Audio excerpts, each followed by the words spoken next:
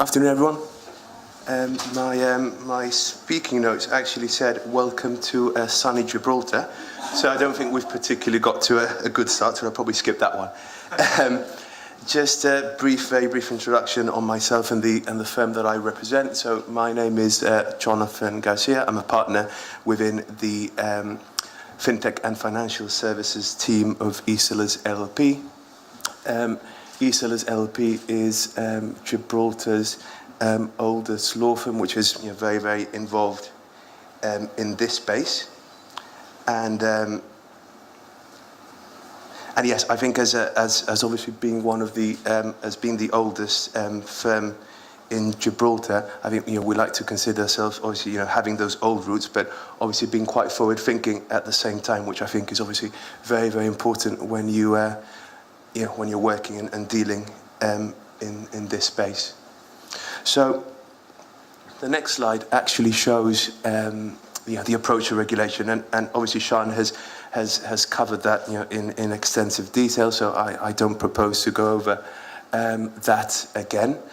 I think I'll just probably pick up on a couple of points on the framework generally and the approach that Gibraltar has taken in this space. And I think one very important thing to actually say, which I think sets the scene for the rest of the presentation, is that I think the government and the regulator, when it created this framework, it actually recognised that we're dealing with very novel business models, activities, and products, and that ultimately those rigid rules cannot be imposed on businesses whose underlying technology is rapidly evolving, because ultimately it would make the framework out of date and unfit for purpose very quickly. So I think Gibraltar reacted to that very well and wanted to ensure that yes, it provided that legal regulatory certainty, but it also was able to do it on a long-term basis and give that level of certainty that these businesses are looking for. So I think you probably would have noted from Sean's presentation that consumer protection is very much at the height of the regulatory agenda. And yes, it's consumer protection, and it's providing a safe and responsible environment for these businesses to undertake their activities. As Sean mentioned, one recent introduction has been the amendments to AML CFT legislation, which is just listed on that slide at the very bottom, which requires basically token issuing entities to fall within AML and are actually required to conduct due diligence and source of funds on their proceeds. Now, I think what's very important with the way that the government and the regulator have actually done this is the fact that they have made these entities obliged entities, as Sean said, but in no more or no less than the current obliged entities, banks, EU investment managers. So I think the message here is that the regulator and the government, they're trying to strike that balance between allowing innovation to flourish and still ensuring consumer protection, and that's how I think that the direction of travel that they're working towards.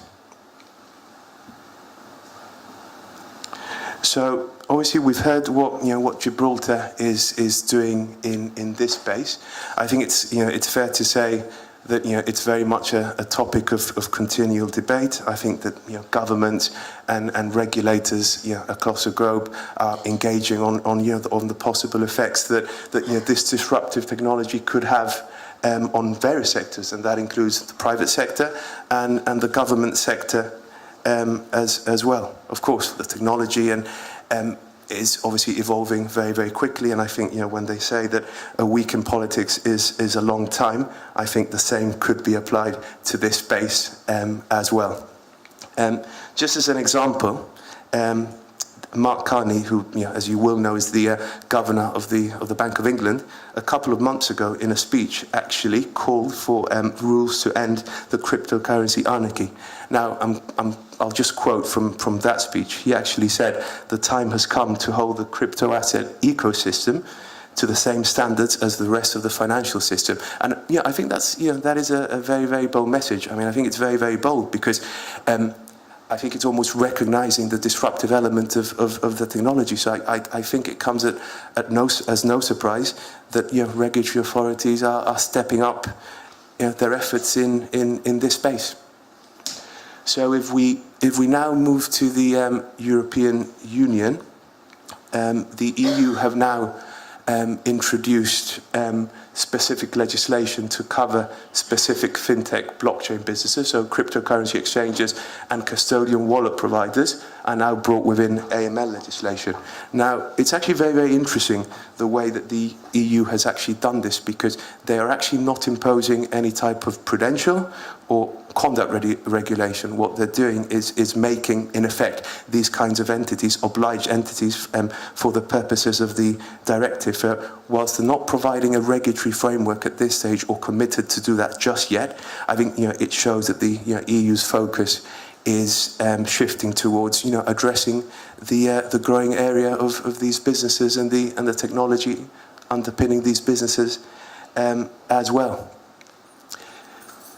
If we now move to the position in the United Kingdom, Sir Mark Walpole, who was the chief scientist for the UK government, issued a report a couple of years ago, which set out very clear recommendations as to what the UK should do in this space. I think the most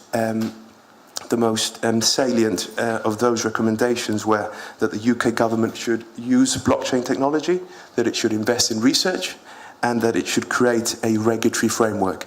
Now, you're probably asking if the UK was so advanced sort of 2 years ago, and these were the clear recommendations, why have they not really introduced that framework or I suppose taken a different roadmap? And look, I think I'd probably like to draw sort of a distinction in a way with Gibraltar. I think Gibraltar is obviously a much smaller jurisdiction, and I think it has that very close joint up partnership between regulator, government, and industry, and I think it's able to react very quickly and swiftly to market developments and changes. And the reality is that the UK is certainly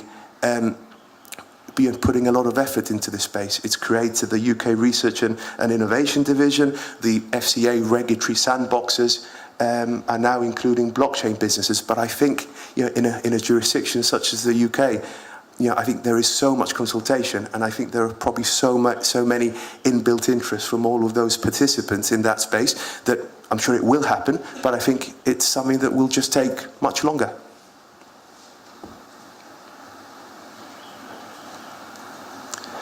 So, in terms of the use cases, I've set out an extract which I particularly found very interesting from Sir Mark Walpole's report, which was distributed ledger technologies have the potential to help governments to collect taxes, deliver benefits, issue passports, record land registries, assure the supply chain of goods, and generally ensure the integrity of government records and services. Now, I think it's very clear. It's very clear that the uses of blockchain, based on that report, was certainly not confined to financial services. I think financial services, as Sean indicated, was just very much one of these use cases. I think if we go back to the consultation paper which Sean mentioned earlier, which was published, I think, a year and a half ago, that consultation paper actually identified as in scope examples of the DLT framework businesses. It actually identified many non-financial businesses. One of them notably was actually the company's register, for example. So now if we actually move to there we go, that slide. So where could sort of this technology actually fit within the corporate universe? So I think there is a lot of potential for the technology to be used in in many business cases. I think I've identified two just for as an example. So I think one of them is the corporate record keeping of shareholders. Obviously, we've all obviously have registry experience. We all know the problems that keeping the register of members up to date could have.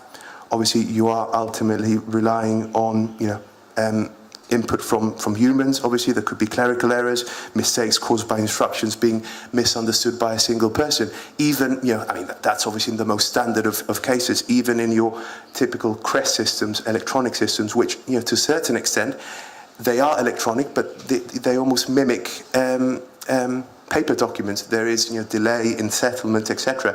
Now, the reality is that, blockchain could actually offer, quite an interesting solution to that. It's obviously, you don't need to rely on that one single point of failure. It's transparent.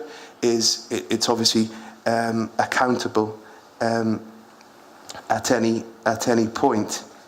And yes, ultimately you are relying you're not relying on third-party verification, because you're dealing on a peer-to-peer network of computers. I think it's probably important to say that the register of members concept on the blockchain has already been adopted in Delaware. I think, as you may know, Delaware is the home of, I think it's about 2/3 of the Fortune 500 companies. So I think it comes as no surprise that they were actually the first movers here. I think, they obviously wanted to be the first movers because obviously they wanted to retain a competitive advantage over that. So I think, it remains to be seen how that has been adopted by sort of their industry, and how that has actually worked in practice. I mean, I think that this type of technology, when it comes to register of members, is likely to appeal to companies who have a high trading volume. But I think that companies, perhaps with limited number of shareholders, may quite possibly consider the barrier to entry as being rather high. But I think it remains to be seen what solutions are offered there in the future. I've also included there as an example the decentralized autonomous organization, which is the DAO. Now, this is basically a group of persons who agree to interact on the basis of code, self-directing, so no directors or governing body as such, and it's not a separate legal personality. Again, could this technology or this type of organization replace a private limited company? I mean, look, potentially there is obviously there is the advantage that it doesn't require any incorporation process. For example, concerns that there may be over fiduciary duties owed by directors to shareholders that may disappear as well. So it may become a much more lean and almost seamless way of doing business. I think, like every type of technology, I think obviously Sean very rightly point out that obviously, this technology is not at a mature stage. It's very much at its infancy. I think it will bring challenges. It will bring problems. I mean, I'll raise a few of them just to set things into scene. But for example, in the case of register of members, we know that if there is a mistake, if there is an error on a register of members, most countries actually allow a court to actually rectify that register of members. I know that is the position in Gibraltar and certainly the UK. If we're saying that the register of members on the blockchain is actually immutable, it means that it cannot be changed. Does that mean that sort of court system would be redundant? I mean, the reality is that if what we want to make sure is that register is not under the control of a specific person, it could well be that the direction of travel is that it can't be amended, not even by a court system. But I think we're dealing with all of these almost legacy issues and legacy frameworks that I think will need to be resolved in due course. And I have no doubt in my mind that jurisdictions like Delaware will need to deal with these probably sooner rather than later. In the case of the DAO, for example, It's not incorporated, so it's not a specific legal entity.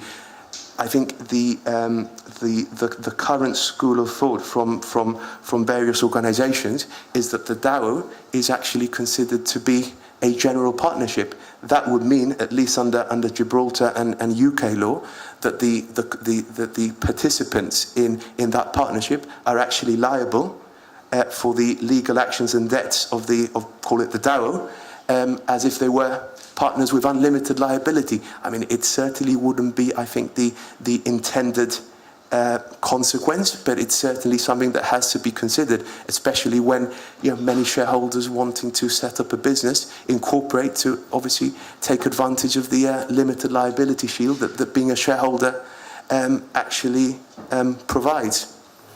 DAO, for example, it could be established in such a way where it becomes an investment manager, where it could be a self-managed collective investment scheme. Ultimately, who does the regulator regulate there? There are no directors. There is no specific directing mind. I know that the Gibraltar Financial Services Commission is technologically neutral in the sense that it does not seek to regulate the technology. In these situations, would regulators need to step up and possibly regulate the technology? Again, I think all of these are sort of questions that sort of will come up in due course as the technology develops.